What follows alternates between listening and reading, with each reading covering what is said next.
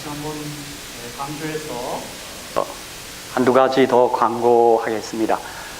11월 8일에 우리 여성 선교회가 주최하는 야드 세일이 있습니다.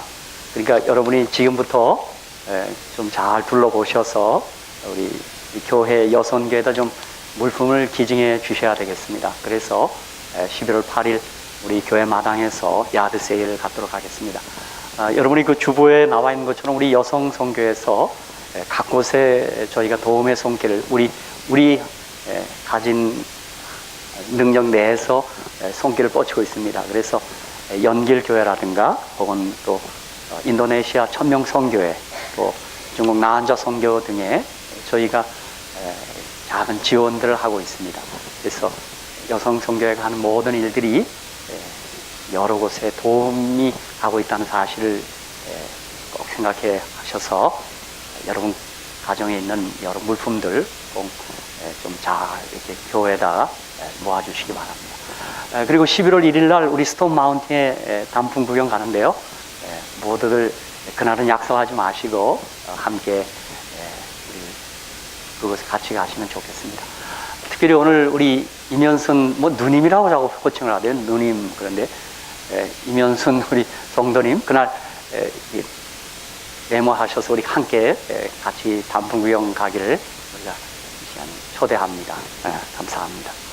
그리고 다음 안식일에는 우리가 여러분이 이 한 주간 좀 기도하시면서 2016년도 직원 선출을 위한 선거위원회 구성에 여러분이 적극 참여해 주시고 기도 많이 해 주시기 바랍니다. 이 아침 우리에게 주시는 하나님의 말씀은 잠언에 있는 말씀입니다.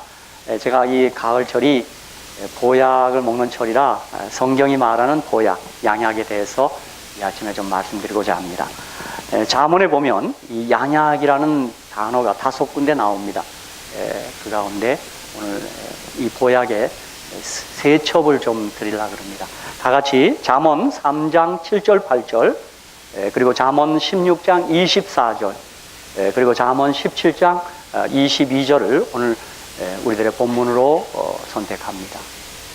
구약성경 잠언 3장 7절 8절, 그리고 16장 24절, 끝으로 잠언 17장 22절. 혹 여러분이 참고하시기 위해서 잠언 12장 18절, 그리고 잠언 13장 17절에도 양약이라는 그런 단어가 등장합니다. 그래서 참고적으로 여기 추가해서 잠언 12장 18절, 잠언 13장 17절이 잠언 안에 있는 양약이라는 단어를 우리가 발견할 수 있는 곳입니다. 이 시간에 우리 이 세 부분의 말씀을 마침 화면에도 이 성경길이 떴으니까 다 같이 한번 읽고 오늘은 이 말씀을 약으로 생각해서 다 같이 한번 우리가 섭취해야 되겠어요. 다 같이 한번 읽겠습니다. 제가 시작하면 잠언 3장 7절 8절, 그리고 잠언 16장 24절, 그리고 잠언 17장 22절을 우리 다 같이 한번 같이 읽겠습니다. 시작. 스스로 지혜롭게 여기지 말지어다. 여호와를 경외하며 악을 떠날지어다.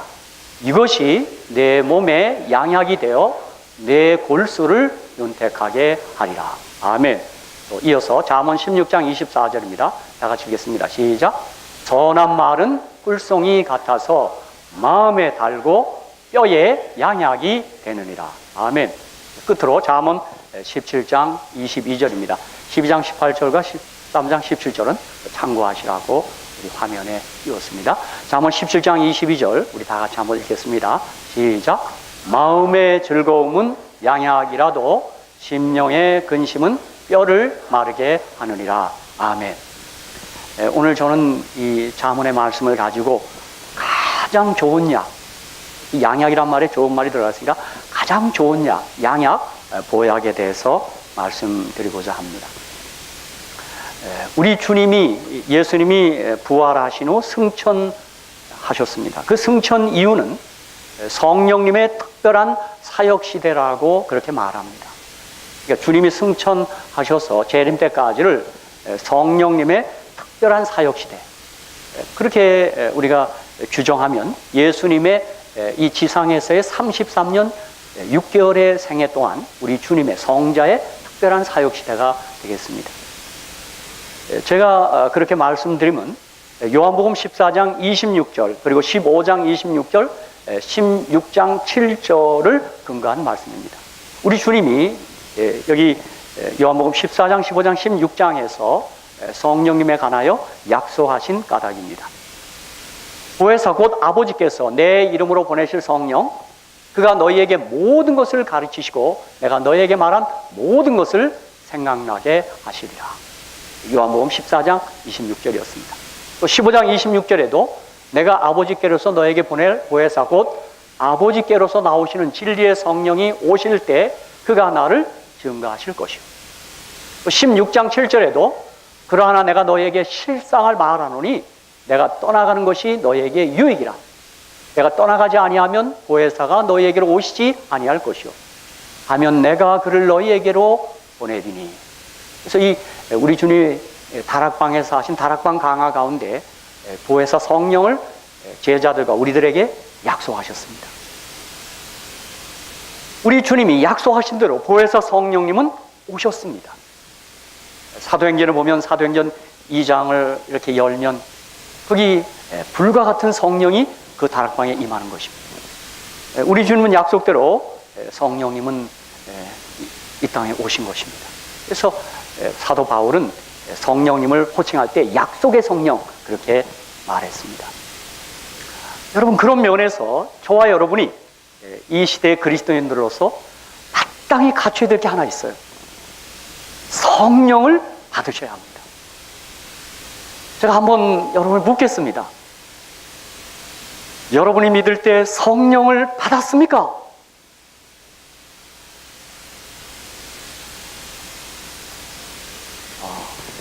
몇몇 분은 아직 받았는데 겸손해서 그러시겠죠. 다시 한번, 이거 아주 중요한 얘기입니다. 주님이 약속하시고 보내신 성령을 모두가 받아야 합니다. 그래서 오늘 아침 우리 안교 시간에 교장 선생님께서 할렐루야, 우리 인사할 때 할렐루야, 샬롬, 마라나다 하는데 거기 제가 추가한다면 성령 충만, 우리 그렇게 인사해야 합니다. 여러분과 제가 잘 아는 대로 우리 주님이 승천하시면서 바로 같은 자리에서 두 가지 약속을 하셨어요. 내가 진실로 속히 오리라. 또 하나는 뭐예요? 내가 세상 끝날까지 너희와 항상 함께 있으리라 그랬어요. 세상 끝날까지 항상 함께 있겠다는 말씀은 성령으로, 보혜사 성령으로 함께 있겠다는 말입니다. 그러므로 저와 여러분이 재림을 맞이할 수 있는 최고의 준비는 성령 충만하셔야 합니다. 그래서 이건 받아도 좋고 안 받아도 좋고 그런 얘기가 아닙니다. 성령 충만하셔야 주의 재림을 기쁨으로 맞이할 것입니다. 그래서 우리 가운데 이 성령 충만을 강조하는 교회들이 있습니다. 근데 저는 그 교회들이 늘 좀 의구심이 있는 게 뭐냐면 그들은 성령 받았다면 기도하시다가 조금 이상한 현상이 나타납니다. 할렐루야, 할렐루야, 미시옵니다, 야라바샤, 샨야라바샤 이렇게 돼요. 그게 성령 받은 표라는 것입니다. 그러나 저는 오히려 저와 여러분이 성령을 받았다고 한다면 바로 그 믿는 그들에게 성령의 열매와 성령의 은사들이 나타나야 된다고 저는 믿습니다. 저와 여러분이 성령을 받았다면 성령의 열매와 성령의 은사들, 바로 그것들이 우리 삶에 분명히 드러나야 하는 것입니다. 참 사도 바울은 이런 단어들을 선택할 때도 아주 용이 주도하셨습니다. 성령의 열매들이 아니고 성령의 열매입니다. 그게 9가지가 나타나지만 성령의 열매라고 표현했습니다. 단수입니다. 그리고 성령의 은사들은 진짜 복수입니다. 이 사실이 갈라디아 5장과 고린도서 12장에 잘 나타나 있습니다. 자, 성령의 열매는 갈라디아서 5장 22절 23절에 오직 성령의 열매는 사랑과 희락과 화평과 오래 참음과 자비와 양선과 충성과 온유와 절제니 이 같은 것을 금지할 법이 없느니라. 그래서 이 9가지 열매는 단수를 쓰므로 아주 공이 같이 맺혀야 되는 열매입니다. 성령 받은 사람은 사랑, 희락, 화평, 인내, 자비, 양선, 충성, 온유, 절제, 이것들이 그의 삶 속에 그 품성에서 골고루 맛을 풍겨하는 것입니다. 어느 하나만 두드러지게 강조할 것이 아니라 그 9가지가 다 매체하는 것입니다.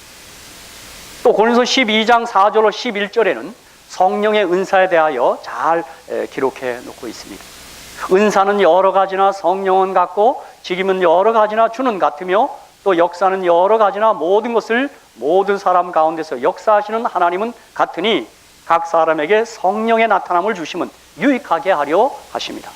어떤 이에게는 성령으로 말미암아 지혜의 말씀을, 어떤 이에게는 같은 성령을 따라 지식의 말씀을, 다른 이에게는 같은 성령으로 믿음을, 어떤 이에게는 한 성령으로 병 고치는 은사를, 어떤 이에게는 능력 행함을, 어떤 이에게는 예언함을, 어떤 이에게는 영들 분별함을, 다른 이에게는 각종 방언 말함을, 어떤 이에게는 방언들 통역함을 주시나니 이 모든 일은 같은 한 성령이 행하사 그 뜻대로 각 사람에게 나눠 주시느니라.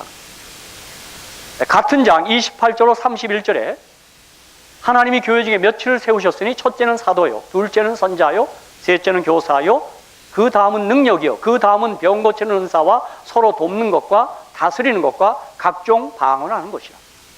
다 사도겠느냐? 다 선자겠느냐? 다 교사겠느냐? 다 능력을 행하는겠느냐? 다 병 고치는 은사를 가진 자겠느냐? 다 방언을 말하는 자겠느냐? 통역하는 자겠느냐? 너희는 더욱 큰 은사를 사모하라. 내가 또한 제일 좋은 길을 너에게 보이리라. 그래서 이어지는 13장, 그 유명한 사랑장 고린도서 13장은 이 모든 은사를 사랑으로 행할 것을 사도 바울은 우리에게 요구하고 있는 것입니다. 그 은사들이 사랑으로 수행되지 않으면 그것은 좀 주위 사람들에게 거부감과 부담감을 준다는 것입니다.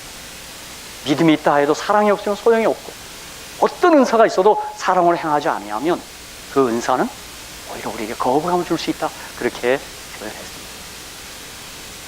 여러분, 이 시간 우리 성령을 받았냐고 질문하면서 좀 어떤 분은 좀 약간 망설이는 분도 계신데, 그런 분들을 위해서 어떻게 성령을 받을 것인가? 여러분, 사도 바울이 갈라디아서 3장 1절 2절에서 아주 명백하게 우리에게 말씀해 주고 있습니다. 갈라디아 3장 1절 2절, 어리석도다 갈라디아 사람들아, 예수 그리스도께서 십자가에 못 박히신 것이 너희 눈앞에 밝히 보이거늘 누가 너희를 꾀더냐?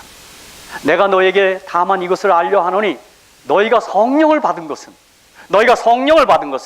율법의 행위로냐 듣고 믿음으로냐? 그렇게 물었습니다. 저도 묻겠습니다. 저와 여러분이 성령을 받은 것이 율법의 행위입니까? 듣고 믿음입니까? 믿음입니다. 여러분, 그러므로 성령 받음에 관해서 너무 이렇게 두려워하지 마십시오. 또 누가복음 11장 13절에도 너희가 악할지라도 좋은 것을 자식에게 줄 줄 알거든 하물며 너희 천부께서 구하는 자에게 성령을 주시지 않겠느냐 하시니라. 아멘.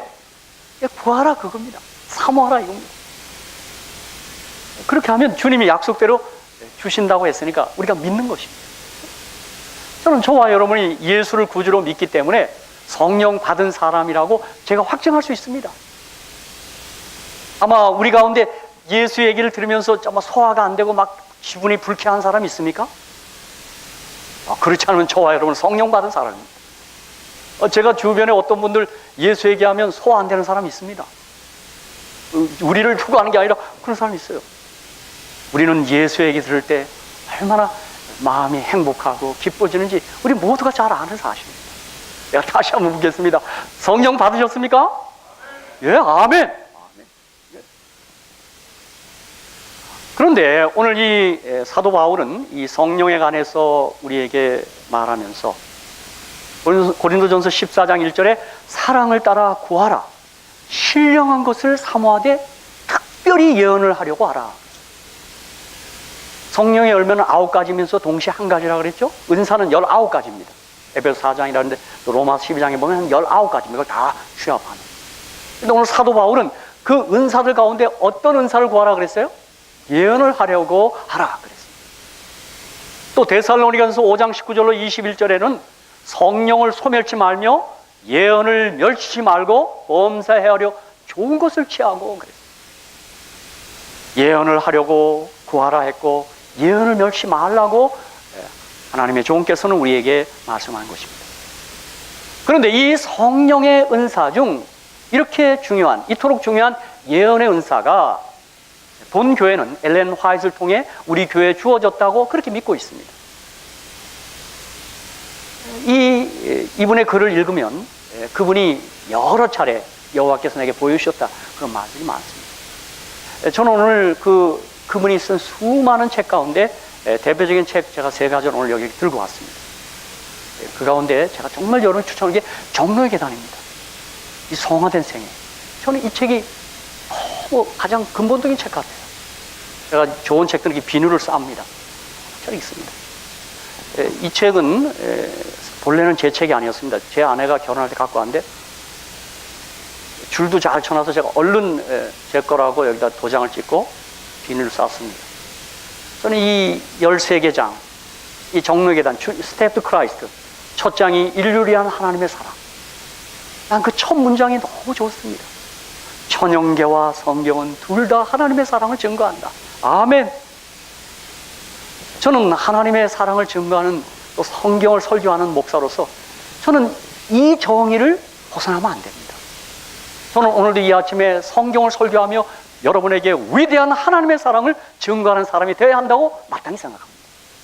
천연교와 성경은 하나님의 사랑을 증거하는 거죠. 우리가 11월 1일 일요일 단풍병 가는 거 하나님 사랑 만나러 가는 겁니다. 가을에 하나님의 사랑이 여기 나타나 있습니다. 그렇죠? 이 성화된 생애는 우리 그리스도인으로서 어떻게 우리의 거룩한 삶에 대한 비밀이 나와 있고, 또 하나는 대쟁 또 총서인데 그건 여러 권입니다. 그런데 이 The Story of Redemption은 한 권으로 다 요약해놨습니다. 저는 뭐 그분이 수십 권의 책이 되는데 이 3권의 책을 여러분 앞에 추천합니다. 마침 최근에 저희 교회 나오신 분들을 위해서 제가 교회 도서관에 보니까 이 책들이 있어요. 오늘 예배 끝난 다음에 최근에 우리 교회 나오는데 제가 선물하겠습니다. 선물입니다. 이게 돈 안 받습니다. 이게 돈 받으면 이게 한 $200 받아야 되는데 이게 좀 한번 제가 선물하겠습니다. 저는 제가 80년도 가을에 주님을 만났을 때 저는 이 책이 뭔지를 몰랐습니다. 저희 어머님이 이 책을 보급하는 분이기 때문에 우리 어머니 책꽂이에 꽂혀 있는데 이걸 읽다가 제가 수개월 동안 잠을 못 잤습니다. 표기문지, 부조화선자, 정로에 대한 성화된 생, 이런 걸 읽다가 제가 그때 그 감동이 지금도 이 가을에는 밀려오는 것 같습니다. 사랑하는 우리 성도 여러분, 이 예언의 은사로 기록된 이 책을 좀 가까이 하시는 저와 여러분 되시기를 주님의 이름으로 간절히 축복합니다. 이 예언이 여기 담겨져 있습니다. 예언의 은사가 있습니다. 여러분이 이 예언의 은사에 대하여 요한계시록의 한 3 성경절을 꼭 한번 기억하셔야 합니다. 자, 요한계시록 12장 17절에 용이 여자에게 분노하여 돌아가서 그 여자의 남은 자손 곧 하나님의 계명을 지키며 예수의 증거를 가진 자들로 더불어 싸우려고 바다 모래 위에 섰더라, 그런 말이 있습니다. 여기 여자의 남은 자손, 여자의 최후의 자손이 특징이 하나님의 계명을 지키며 예수의 증거를 가졌다고 그랬어요. 그런데 계시록 19장 10절에 내가 그 발 앞에 엎드려 경배하니 그가 나더러 말하기를 나는 너와 및 예수의 증거를 받은 내 형제들과 같이 된 종이니 삼가 그리하지 말고 오직 하나님께 경배하라. 예수의 증거는 뭐라고요? 이게 이제 영어로 얘기하면 The Spirit of Prophecy, 예언의 신이라는 뜻입니다. 그런데 22장 8절 9절에는 그 평행절이 있어요. 이것들을 보고 들은 자는 나 요한이니 내가 듣고 볼 때 이 일을 내게 보이던 천사의 발 앞에 경배하려고 엎드렸더니 저가 내게 말하기를, 보세요, 똑같이 평행입니다. 나는 너와 내 형제 뭐라 그랬어요? 선자들입니다. 또 이 책의 말을 지키는 자들과 함께 된 종이니 그리하지 말고 오직 하나님께 경배하라 하더라. 그래서 남은 교회의 특징이 예언의 은사를 가진 교회라 한다고 요한계시록 12장은 우리에게 말하고 있습니다. 요한계시록 12장은 아주 특별한 장입니다. 거기 생명의 세력과 사명의 세력 간 선과 악의 그 쟁투가 하늘에서부터 다 전개되어 있습니다. 하늘에 전쟁이 있다는 사실을 다 밝혀놨습니다. 그런데 최후의 전쟁은 남은 자손, 남은 교회와 사단, 용의 싸움인데 용이 분노했다고 그랬어요. 사실 영적인 사실, 이런 사실 인식한다면 사단이 우리 재림교회를 향하여 어떤 분노를 갖고 있는지 여러분 생각하고 사셔야 합니다. 아마 사단이 샬롯에서 제일 아주 미운 놈이 하나 있는데 바로 저일 겁니다. 이 남은 교회에 제가 목회자거든요. 근데 그 교회 특징이 하나님의 계명을 지키고 예수의 증거를 가졌어요. 근데 예수의 증거는 예언의 신, 예언의 은사를 가진 교회입니다. 저는 그렇게 그 예언의 은사를 한 작은 소녀, 18세 소녀 엘레나 화이트 통하여 우리에게 주어집니다. 우리는 설령 예언의 은사를 받지 않았어도 이 여인을 통하여 주신 이 은사들을 우리가 그대로 받고 있는 것입니다. 저는 이 예언의 신의 증언이야말로 재림 직전에 사는 우리들에게 재림을 맞이할 수 있는 아주 탁월한 지혜를 주신다고 저는 믿고 있습니다. 이분의 글에 보면 우리 삶의 전반을 다 갖고 있습니다. 그래서 저는 예언의 신이야말로 우리 모두를 건강하고 행복하고 거룩하게 사는 길을 알려주고 있다. 저는 그렇게 말합니다. Healthy, happy, holy. 바로 이 책이 우리를 향하여 바로 이러한 3H 삶을 보장하는 책이다. 그렇게 말씀드리는 것입니다. 제가 이 아침에 왜 이 말씀을 드리냐면 이 증언 가운데는 심지어 약물 사용법에 대한 권면이 있습니다. 제가 오늘 가래 뽑은 기별 2권 여기 보니까 274에서 308페이지까지를 카피해서 이렇게 갖고 나왔습니다. 그리고 제가 이 설교 준비 때문에 다시 한번 읽었습니다. 가령 이 글을 제가 요약한다면 점차로 약물 사용에서를 가능한 경감하라. 필요한 약물일지라도 가급적 적게 사용하라. 약물을 덜 사용하도록 노력하라 등의 그런 내용이 담겨 있습니다. 특히 제가 우리 화이트빈의 글에서 제일 제게 와닿는 감동적인 부분은 뭐냐면 음식과 약이 동일하다는 약식 동원의 정신을 그분의 기별은 강조합니다. 약보다는 뭐예요? 식품이 약이 되게 하라 그 뜻입니다. 여기 보면요 아주 재미난 얘기들이 많습니다.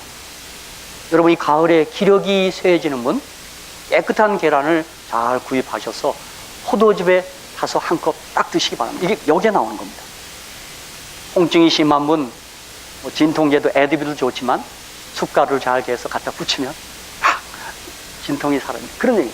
제가 여기 보니까 우리 지금 재림교회들은 이 커피에 대하여 상당히 그 부담이 많은데 화이트 부인이 이런 표현을 다 쓰셨어요. 여러분 하나 좀 참고하시기 바랍니다.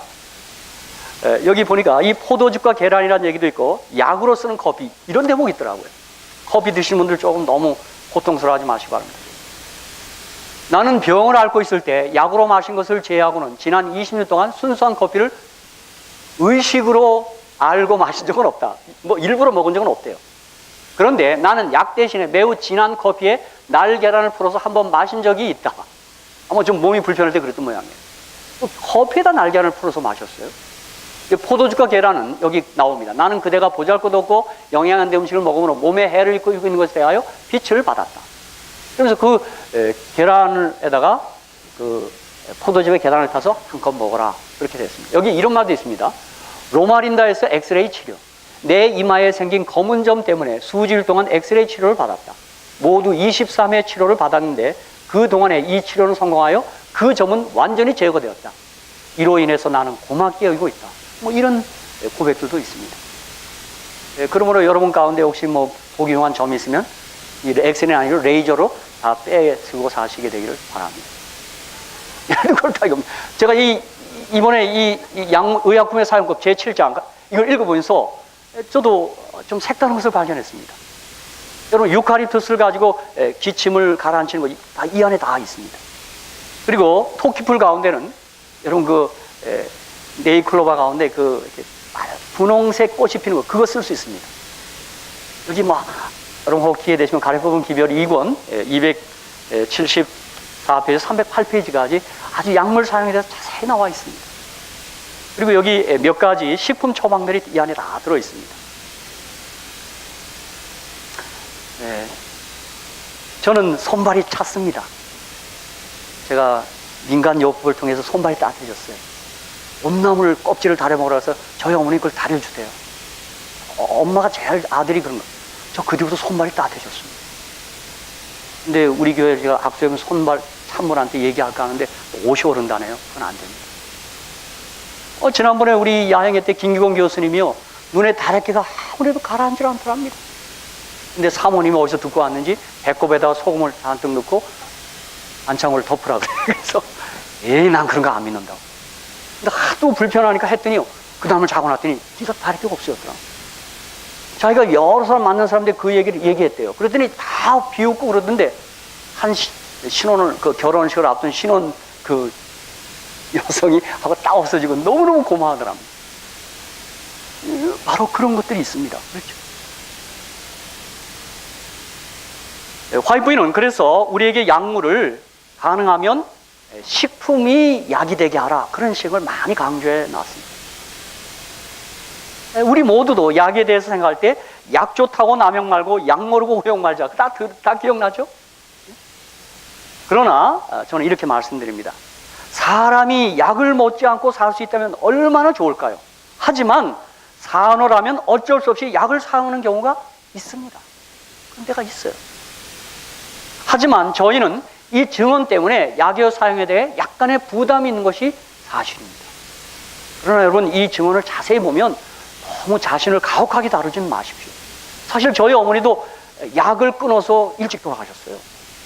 제가 LA 있을 때 저희 어머니 오셔서 심장이 늘 약해서 작은 약 하나를 먹는데 그 약을 그렇게 부담스러워 하세요. 어머니 괜찮다고 그래도요. 근데 온 김에 어떤 집사님이, 다른 교회 집사님이 그 무슨 약을, 비타민을 뭐 추천하는 거, 그걸 먹으면 심장이 암호된다고. 예, 저도 모르게 그걸 사가지고 왔어요. 이만큼 사갔어요. 돌아가시고 나서 알았어요. 그냥 한 몇 개월 그 심장약 끊으니까 부산에 있는 딸 집에 갔다가 그 안식일 아침에 갑자기 실려가서 거기서 돌아가셨습니다. 제가 가보니까 그 약 심장을 안 드셨어요. 그리고 그냥 비타민이랑 뭐 그게 잔뜩 있어요. 이게 뭐냐 그랬더니 우리 딸, 여동생한테, 오빠, 엄마가 먹던 건데 그 약 심장을 이거 먹었어. 그래서 그 약에 대해 크게 부담을 갖고 계시더라고요. 아무튼 저는 어머니 돌아가신 다음에 그 남겨놓은 약 먹고 제가 이렇게 살이 쪘습니다. 그거 제가 볼 수는 없고 그거 다 먹었습니다. 여기 뭐 아메이다 뭐 그런 약들 있지 않습니까? 미국에 파는 거. 그거 갖고 먹었어요. 그러니까 우리 재림 교인들은 모두 다 이 약에 대하여 이걸 증언을 자세히 읽어야 되는데 자꾸 이렇게 좀 거부감이 있어요. 전 제가 늘 얘기하는 우리 김영욱 목사님 사모님도 심장이 약해서 그 약을 안 드셨어요. 제가 그 임종을 지켜보는 자리에서 목사님 그걸 얘기하세요. 내가 또 다구쳐서라도 그 약을 먹게 했어야 되는데. 제가 여러분에게 말씀드립니다. 오늘 우리가 약을 없이 살면 좋지만 약을 드실 때 너무 자신들을 너무 가혹하게 취급하지 마십시오. 제가 이 화이트분의 글을 읽어보니까 그 시대는 약에 제독이 안 됐습니다. 그 막 수은 이런 비소들이 있기 때문에 그걸 못, 지금은 다 그 약 다 뺍니다. 그 옥소를 다 뺍니다. 그리고 제가 최근에 읽은 거는 로슈 제약회사 회장이 이거 보니까 이분도 썼어요. 지금 5년 내 10년에 암 잡는답니다. 이게 뭐냐면 지금까지는 약이 암을 공격했는데 앞으로는 우리의 면역 기능을 강한 약을 만들어서 암 잡겠다는 것입니다. 이거 제대로 된 생각입니다. 암을 공격해서는 한계가 있는데 우리의 면역을 강화해서 그걸 잡겠다는 거예요. 이게 면역 항암제입니다. 근데 이분이 자신 있게 얘기해요. 우리 그렇게 잡을 수 있다. 이제까지는 그러니까 자꾸 개발이 되고 있는 거예요. 그런데 저는 이 아침에 왜 서두를 이렇게 말씀드렸냐면 저와 여러분에게 무해하고 부작용이 전혀 없는 가장 좋은 약을 이 아침에 여러분에게 성경을 통하여 말씀드리고자 하는 것입니다. 오늘 아침에 드리는 말씀은 전혀 부작용도 없고 돈도 별로 안 듭니다. 저는 항상 이 잠언 이 석절을 아프면 써주고 일어나요. 제가 처방 하나 써드리겠다고. 돈 주세요. 얼마요? 280. 깜짝 놀라요. 이게 처방이니까 돈 주셔야죠. 저 안 받습니다. 그리고 자, 첫 번째 양약은 잠언 3장 7절 8절에 여호와를 경외하며 악을 떠나는 것입니다. 스스로 지혜롭게 여기지 말지어다 여호와를 경외하며 악을 떠날지어다 이것이 내 몸의 양약이 되어 내 골수로 윤택하게 하리라. 우리는 여호와를 경외하지 않으면 자신을 경외합니다. 자기가 신이에요. 하나님 안 믿는 사람은 자신을 믿는 거예요. 자신을 지혜롭게 여기며 자아도취에 빠져서 하나님을 외면하고 자신을 의지하는 것, 결국 이것이 우리의 건강을 해치게 된다는 말씀이 잠언 3장 7절 8절의 말씀입니다. 그런데 여호와 하나님을 신뢰하고 그분을 경외하며 악한 생각과 행동을 멀리하는 것이 우리 몸에 양약이 된다는 사실을 잠언은 우리에게 말하고 있는 것입니다. 혹 저에게 박진영이는 어떻게 이렇게 건강해졌는가? 젊어 보이는가? 전 얘기합니다. 제가 안식을 지키기 때문입니다. 이 안식이 나와서 주님을 경외하고 있기 때문입니다. 제가 최근에 이 김동길 교수님이 조선일보 그 헬스 조선의 김하윤 기자와 인터뷰를 하셨더라고요. 제가 이번 주에 읽었습니다. 이분이 88세도만요. 김동길 교수님이요. 근데 기자의 표현에 하면 팔팔한 노년의 비밀 이렇게 얘기했어요. 기자가 만나보니 88세인데 너무 팔팔하다는 거예요. 그분이 여기에 때 아주 여러 얘기를 해놨어요. 근데 제가 보니까 이분의 삶이 잠언 오늘 아침 읽은 말씀과 거의 일치해요. 첫째, 그분이 고백한 것 중에 하나가 뭐냐 하면 그 기자가 묻습니다. 건강 비결이 무엇입니까? 그 비결 중심에 나는 평생 기독교인으로 살았어요. 앞으로도 그럴 것입니다. 그 고백이 저는 여호와를 경외하는 것입니다. 그리고 이분이 아침마다 하는 하나 습관이 있더만요. 매일 아침 성경을 읽습니다. 저는 그 점이 제 생활과 일치하다는 것에 고개를 끄덕였습니다. 사랑하는 성도 여러분, 하나님을 경외하는 것, 악을 떠나는 것이 양양인 것을 절대 잊지 마시기 바랍니다. 바로 내가 그리스도를 살아가는 것, 그것이 건강의 비밀입니다. 여러분이 잘 아는 대로 우리 이상구 박사님도 꽤 많은 건강 강의를 우리에게 하시지 않았습니까? 제가 그분의 강의 중에 기억나는 게 하나님은 사랑이시고 하나님의 말씀 또한 사랑이라는 것입니다.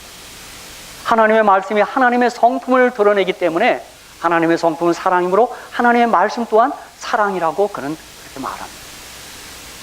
그의 그 건강 세미나에 몰려온 사람들에게 그는 항상 그 마음 중심에 하나님의 사랑을 에너지로 건네주려고 늘 마음에 다짐한다는 것입니다.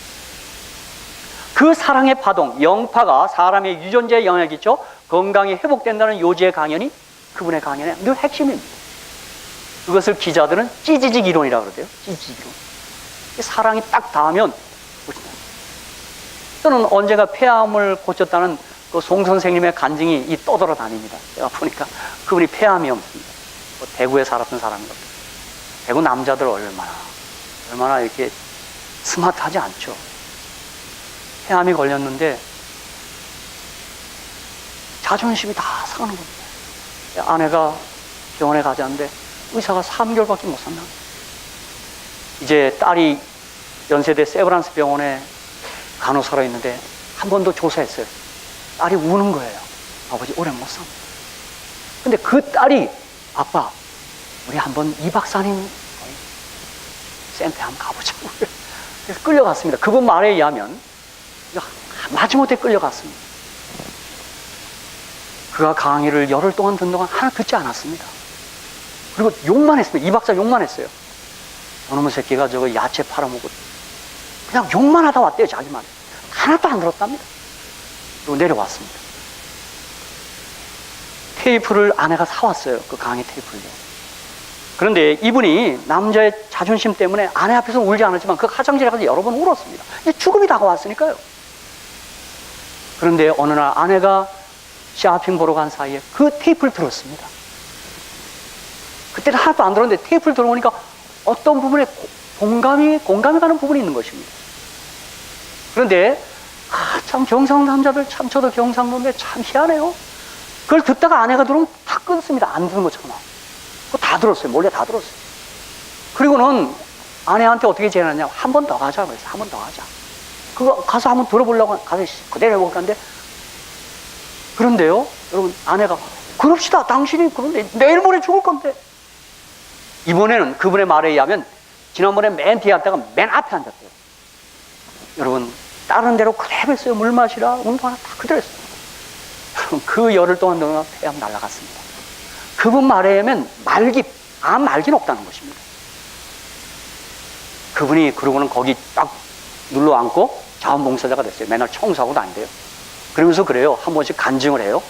그 다음에 그 참가한 사람들에게 아주 완전히 프로모션을 하대요. 여기 2줄까지는 그게 낫는 석이고 뒤는 안 낫습니다. 그 희한한 사람이 됐어요, 보니까. 하나님의 사랑이 그의 유전자에 접하니까 난 것입니다. 하나님과 하나님의 말씀이 그걸 경외하는 것이 양양입니다. 자, 두 번째 약은 여러분 잘 아는 대로 잠언 16장 24절 선한 말은 꿀송이 같아서 마음에 달고 뼈에 양약이 되느니라. 이 선한 말을 우리 원어상으로 보면 악담과 험담보다는 미담과 덕담, 비방이나 비평보다는 칭찬과 격려가 선한 말이라는 사실. 미담과 덕담, 칭찬과 격려의 선한 말을 듣는 것이 뼛속에까지 스며드는 양약이 된다는 사실이 오늘 잠언 16장 24절의 핵심입니다. 말이 보약이라는 것입니다.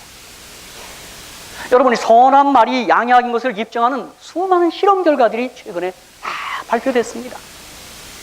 여러분이 잘 아는 대로 전 세계인의 마음을 훔친 화제책이 물은 답을 알고 있다라는 그 한 일본인 그 학자의 책입니다.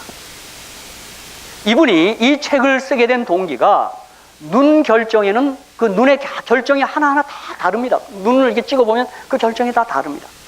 바로 이 박사님은 이 사실에 착안해서 그렇다면 물의 결정도 저마다 다른 얼굴을 지니고 있지 않을까 하는 생각을 하게 됩니다. 그러고는 현미경을 이용해서 다양한 물 결정 사진을 찍기 시작합니다. 그 결과는 그도 놀랐습니다. 사랑과 감사라는 글을 물에게 보여줬을 때 물은 비할 데 없이 아름다운 육각형 결정을 나타냈습니다. 악마라는 글을 보여줬을 때는 중앙의 시커먼 부분이 주변을 공격하는 듯한 형상을 보였습니다. 쇼팽의 빗방울을 들려주자 정말 빗방울처럼 생긴 결정이 나타났고, 이별의 곡을 들려주자 결정들이 잘게 쪼개진 형태가 되었습니다. 이렇게 8년 동안 물 사진을 찍어온 에모토 마사로시는 마침내 물은 답을 알고 있다는 그런 결론에 이르게 되는 것입니다. 저도 이 두 권의 책을 사서 읽어봤습니다. 이렇듯 우리가 무심코 내뱉은 한마디가 이분의 말에 의하면 우리 몸이 70%가 물이기 때문에 우리 몸의 성질을 바꾼다는 사실입니다. 우리가 무슨 말을 들려주냐에 따라 우리 몸이 바뀐다는 거죠. 그러므로 물덩어리인 우리 몸을 향해 서로가 선한 말을 자주자주 해주며 살아야 한다는 것입니다. 선한 말은 양약이 됩니다. 친절한 말 한마디가 추운 겨울 3달을 따뜻하게 합니다. 여러분, 이 사실을 봐서 우리가 서로 간에 어떤 말을 하고 살아야 되는지 확실해지지 않았습니까? 사랑하는 우리 강원원 장로님, 그 좋은 말을 아내에게 하셔야 합니다. 오늘 아침에 뭐 고백을 했어요. 아내한테는 안 된다는데 그거 고쳐야 합니다. 아내한테 해야 돼요. 맞습니다. 오늘 장로님 통해서 우리 양경 집사님의 생애 비밀을 제가 몇 개 알았어요. 감성적이라는 거건 맞습니다. 그건 감성적이에요. 저하고 코드가 맞던데요. 분위기에 약하고, 그죠? 그런 이들에게 선한 말 해줘야 합니다. 제가 보니까, 어떤 글에 보니까 수천 년을 전해오면서 그 효과가 입증된 선한 말들이 있더라고요. 상대의 걷잡을 수 없는 화를 가라앉히는 말은 미안합니다. 겸손한 인격의 탑을 쌓는 말은 고마워합니다. 상대의 어깨를 으쓱하게 하는 말 잘했습니다. 화해와 평화를 부르는 말 내가 잘못했어. 존재감을 쑥쑥 키워주는 말 당신이 최고야. 강장로님 저랑 같이 해보세요. 당신이 최고야. 예. 양경 씨는 최고입니다. 맞습니다. 우리 모두가 이런 말을 해줘야 합니다. 그래야 우리 70% 이상 되는 물이 약이 돼서 그것이 돌아옵니다. 오늘 이 약을 우리가 못 줄 이유가 뭐가 있습니까? 한국 남자는 잘 못합니다. 그 사실입니다. 제가 우리 가정 세미나에서 실험까지 해봤어요. 또 경상도 묻근한 남자 얘기입니다. 사모님께 전화 한번 해서 칭찬 한번 하라는데 결국 못했습니다. 하십시오 막 찔렀어요. 올라가는 그러대요. 올라. 아 묻나 이래요. 아니 사랑한다고 하면 하라. 그걸 못해요. 그거 하시면 돼. 이게 약이에요. 약. 상대의 기분을 업그레이드 시켜주는 말은 오늘 아주 멋져 보여. 더 나은 결과를 이끌어내는 말은 내 생각은 어때? 든든한 위로의 말은 내가 뭐 도울 일 없어? 상대의 자신감을 하늘로 치솟게 하는 말은 어떻게 그런 생각을 다 했어? 열정을 샘솟게 하는 말 나이는 숫자에 불과해. 상대의 능력을 200% 이끌어내는 말 당신을 믿어. 용기를 크게 키우는 말 넌 할 수 있어. 또 그런 말들입니다. 여러분 우리 공동체가 우리 가족이 이런 일들을 하고 살아야 합니다. 왜? 성경이 보증한 선한 말이 양약이기 때문에 그렇습니다. 여러분 잔소리는 사랑하는 사람에게라도 금물입니다. 그건 약이 될 수가 없습니다. 어떤 분은 그냥 식탁 앞에서 그걸 턱을 받치고 하대요. 그거 금지하셔야 합니다. 그건 소화도 안 되고 아주 죽으라고 고사 지르는 겁니다. 부족보다 큰 힘이 되는 말, 널 위해 기도할게. 충고보다 효과적인 공감의 말 잘 되지 않을 때도 있어. 호감을 사는 말, 당신과 함께 있으면 기분이 좋아. 아멘? 저는 우리 살롯의 성도와 함께 있으면 기분이 좋습니다. 여러분이 안 보이면 내가 기분이 막 다운되기 시작합니다. 함께 있으면 기분이 좋습니다. 그죠? 이면순 누님 오늘 보니까 내가 얼마나 기분이 좋은지요. 할렐루야. 오늘 우리 감기 걸린 김정희 선생님 안 보이니까 제가 아침부터 막 무슨 뭐 마려운 강아지처럼 왔다 갔다 했어요. 전화를 하고. 안 보이니까. 보세요. 남자는 여자 없으면 아무것도 아닙니다. 감기 걸리니까 따끈한 국 하나 끊어줄 여자가 없으니까 김정희 집사가 그냥 짭으로 들었어요. 예, 우리 아내들이 최고입니다. 최고입니다. 자녀의 앞날을 빛나게 하는 말, 내가 참 자랑스러워. 반복되는 일상에 새로운 희망을 선사하는 말, 첫 마음으로 살아가자. 환상의 짝꿍을 얻을 수 있는 말, 우리는 천생연분이야. 이렇게 얘기하는데 우리는 평생 왼수야. 이러고 사. 다시 일어설 수 있는 힘을 주는 말, 괜찮아, 잘 될 거야. 상대의 가슴을 설레게 하는 말, 보고 싶었어. 배우자에게 사는 보람을 주는 말, 난 당신밖에 없어. 상대를 특별한 사람으로 만들어주는 말, 역시 넌 달라. 상대의 지친 마음을 어루만져 주는 말, 그동안 고생 많았어. 100번, 1000번, 10,000번을 들어도 기분 좋게 하는 말, 사랑해. 오늘도 함께하는 사람에게 힘을 주는 말을 하며 양약 보약을 이 가을에 건네시기를 주의 이름으로 축복합니다.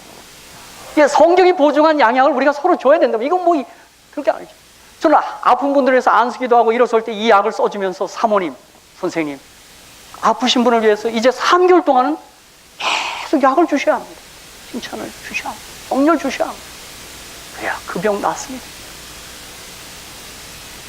하나님이 우리에게 근데 여러분, 성경이야말로 가장 선한 말 아닙니까? 그죠? 성경이야말로 어디를 열어도 사랑한다고 주님이 내게 말하는 것입니다.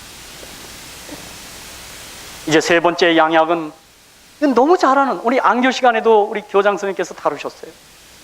잠언 17장 22절, 마음의 즐거움은 양약이라도 심령의 근심은 뼈로 마르게 하느니라. 이것은 이제 누구나 다 잘 아는 사실입니다. 그래서 아까 우리 장모님 얘기하신 것처럼 병원들마다 웃음 치료를 합니다. 사실 웃음 치료를 최초로 한 병원이 우리 로마린다 병원입니다. 제가 로마린다 병원에서 그 글들을 보니까요, 환자의 피를 뽑습니다. 그리고 한 2시간 동안 뭐 어떻게 웃기나 봐요. 뭐 코미디 프로를 보여주던 애가, 그리고 피를 뽑으니까 피가 완전히 다릅니다. 이건 과학적인 얘기입니다. 그래서 웃음 치료가 이 외국에는 가장 뛰어난 자원봉사가 웃음 치료, 웃음을 도와주는 겁니다. 유머러스한 게 아주 중요합니다. 잠언 18장 14절에도 사람의 심령은 그 병을 능히 이기려니와 심령이 상하면 누가 그것을 일으키겠느냐? 마음이 즐겁고 행복하면 몸은 따라서 건강해지는 것입니다. 억지로라도 웃어야 된대요. 그 말 맞아요. 그래야 이 뇌는 그걸 모른대요. 억지로 하는 거지 가짜인지 모른대요. 효과가 있다는 거예요. 우리 노만 커즌스의 웃음요법이라는 책을 제가 보니까요, 이분이 의학 박사인데 병이 안 나요. 아무래도 안 나. 근데 한 곳에 장소 별장을 정해놓고 거기 가서 그냥 웃는 것만 합니다. 혼자 웃기도 하고 뭐 웃음에 대한 걸 다 이 프로그램, 이 영상들 보면서 그걸 읽고 그 병 낫습니다. 전신의 그 이상한 근육병이 낫더라고요. 저는 우리 황성주 박사의 글을 읽기를 좋아합니다.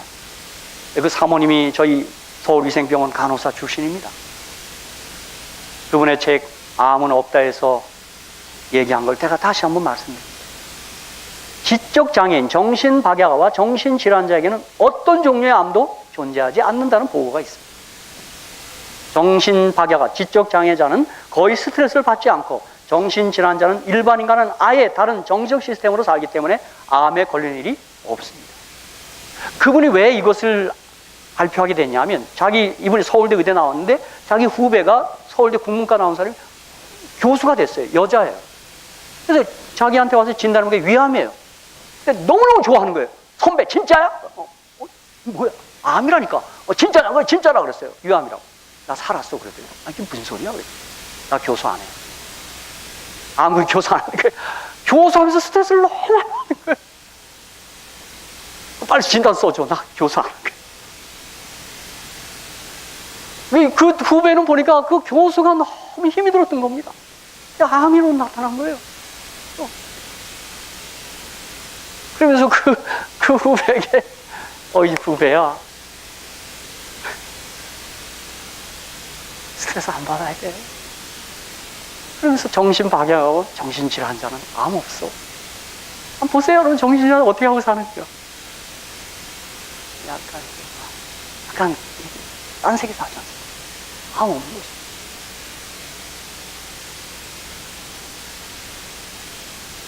사랑하는 성도 여러분, 우리 모두는 그러므로 낙천적이고 긍정적인 마음을 가질 필요가 있는 것입니다. 비관적이고 부정적인 마음을 가지면 우울하고 불만스러운 삶을 살게 되고, 그런 상태가 계속되면 마음뿐 아니라 몸까지도 생각하다가 마침내는 질병에 걸리게 되는 것입니다. 사랑하는 성도 여러분, 기뻐하시고 즐거워하시기 바랍니다. 죄 아닙니다. 그런데 신앙을 자꾸 너무 심각하게 생각하는데 그렇지 않습니다. 저는 우리 화이트넥을 치료봉사 251페이지 한번 다 같이 우리 한번 읽어보겠습니다. 이 화면에 띄우고 한번 같이 읽어보겠습니다. 한번 다 같이요. 시작. 감사와 찬양의 정신보다 몸과 마음의 건강을 더욱 잘 증진시켜 주는 것은 없다. 우울하고 불만스러운 사상과 감정을 물리치는 것은 기도하는 것과 마찬가지로 하나의 의무이다. 만일 우리가 하늘과 연결되어 있다면 슬퍼하는 사람들의 대열에 끼어 아버지 집으로 가는 동안 내내 탄식하고 불평하면서 걸어갈 수 있을까? 화이선자께서 얘기한 거예요. 아멘. 하나의 의무라 그랬어요. 밝게 갖는 게. 여러분, 진짜 어떤 상황을 어떻게 대하는 것은 내가 할 일입니다. 저는 한 분이 유방암으로 유방 다 절제하고 사시는 분이 아직 의사도 안 하고 이제 웃음 치료소로 변신한 사람을 알아요. 그분 첫 마디가 멋있어요. 여러분, 나는 48세 유방암 걸려갖고 내 몸을 리모델링해서 더 좋아졌어요. 저게 무슨 소리가 있어요? 유방이 하나 없어진 거예요. 그러면서 그 사람들을 이렇게 웃기고 막 그걸 다 모아갖고요. 저도 그래서 이제 버릇처럼요, 유튜브에서 2주일 배삼룡을 칩니다. 치면요. 그 시절 옛날에 읽었는데도 웃기대요. 못생겨서 죄송합니다. 뭐 어떤 분은 보면서도 또 심각해지대요. 저렇게 유치하냐는데, 웃으면 되지, 유치하면 어때요? 그죠? 웃으면 되잖아요. 못생겨서 죄송합니다. 이런데요. 그분은 왜 그렇게 암으로 돌아가셨냐. 물론 담배 펴서 폐암도 했는데, 그분이 고백했습니다. 이 사람들을 웃겨놓은 다음에 무대에 내가서 막 뒹굴 웃기다. 아들을 잃었어요, 아들을 사고로 잃었어요. 진짜 자식은 땅에 묻는가 봐요.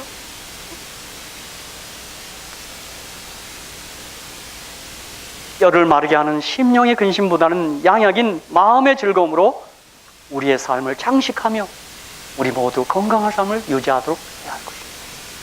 하나님 우리에게 당부했거든요. 잠언에서. 삶의 지혜를 담은 책에서 우리가 얘기했거든요. 잠언은 계속해서 강조합니다. 잠언 15장 13절. 마음의 즐거움은 얼굴을 빛나게 하여도 마음의 금심은 심령을 상하게 하느니라. 마음의 즐거움을 위해 어느 때는 우리가 진지함을 좀 털고 약간은 흥겨운 분위기를 만드는 것도 그리 나쁜 일은 아니라고 저는 생각합니다. 우리 오늘 아침 자꾸 이름을 거명해 죄송합니다. 양영이상이 2주 빠지니까 우리 교회 분위기가 다 가라앉았어요. 아까 우리 장로님 흉을 봤듯이 웃지 않을 것도 웃어, 그분은. 그죠? 그 웃음이 전염돼요. 그렇죠? 예.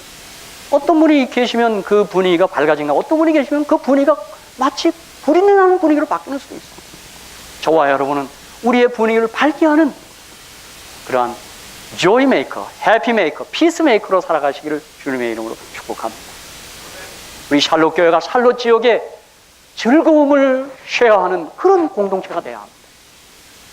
환자들의 소식이 많습니다. 우리가 그들에게 선한 말을 들려주며 그들에게 약을 주고 그들에게 즐거움을 선사해서 기쁨을 주는 것입니다. 사실 오늘 이 말씀 우리 박준호 닥터가 하셔야 되는데 약간 공감하시죠? 그런 환자 상담하신 그죠? 우리 정신적인 문제는 우리 박준호 닥터한테 가십시오. 예. 그렇습니다. 이게 전문가가 하셔야 될 얘기입니다. 이제 제가 결론을 맺겠습니다. 저는 요한복음의 2절의 말씀을 좋아합니다. 요한복음 10장 10절, 도적이 오는 것은 도적질하고 죽이고 멸망시키는 뿐이요 내가 온 것은 양으로 생명을 얻게 하고 더 풍성히 얻게 하려는 것이라. 아멘. 요한복음 10장 16절, 또 이 우리에 들지 아니한 다른 양들이 내게 있어 내가 인도하여야 할 터이니 저희도 내 음성을 듣고 한 무리가 되어 한 목자에게 있으리. 여러분, 요한복음 10장 16절은 영국에 가면 리빙스턴의 묘비명입니다. 묘비에 이 성경을 써놨습니다. 그는 그만큼 영혼들에 대한 부담을 갖고 평생을 살았어요. 이 우리에 들지 아니한 양들이 있어 내게로 인도해야 할 터인데. 사랑하는 성도 여러분, 우리 주님은 이 말씀을 보면 우리들 모두의 삶이 풍성해지기를 참으로 소원하십니다. 우리 삶이 잘 되기를 진정 소원하는 분이 우리 주님이십니다. 그래서 우리 주님은 모든 사람들이 삶이 풍성해지는 자리인 주님 앞으로 나오기를 소원하는 것입니다. 우리가 전도하고 하는 거 그거예요. 이 자리에 나오면 당신의 삶이 풍성해질 터인데, 풍요로워질 터인데, 건강해질 터인데, 바로 그것입니다. 특별히 성경에 보면 우리 주님의 진한 소원이 있어요. 우리 모두가 구원받는 것, 그리고 우리가 잘 되는 것이 우리 주님의 진한 소원입니다. 디모데전서 2장 4절, 하나님은 모든 사람이 구원을 받으며 진리를 하는 데 이르기를 원하십니다. 요한 3서 1장 2절, 사랑하는 자여 내 영혼이 잘된 같이 내가 범사에 잘되고 강건하기를 내가 간구하노라. 그러하니 성경이 언급한 양약을 날마다 아낌없이 먹으며 살아가도록 그렇게 이 아침에 다시 한번 열심히 해주시기를 간절히 축복합니다. 우리 서로 소원 하나 하고 즐겁게 갖고 여호와 경외해서 그분의 사랑이 내 유전자에 와서 찌직해서 내 몸이 변해가는 것입니다. 건강. 이 양약들, 이 아침에 소개한 이 양약들에는 부작용이 전혀 없고 얼마든지 많이 복용해도 탈이 없습니다. 물론 너무 즐거우면 약간 강 사람처럼 보이긴 합니다. 약간 그런 탈은 있습니다. 그리고 우리가 우리 주변 사람들에게 이 양약을 챙겨드리도록 우리 모두 이 아침에 다짐해야 할 것입니다. 양약을 많이 복용하여 저와 여러분의 삶이 더더욱 풍성해지기를 주님의 이름으로 간절히 축복합니다. 이 약의 처방 돈 안 받습니다. 프리입니다. 그렇죠? 이 약을 잘 드셔서 부디 건강한 가을, 한 약은 한 3제는 드셔야 되니까 많이 드시기 바랍니다. 네. 감사합니다. 감사합니다.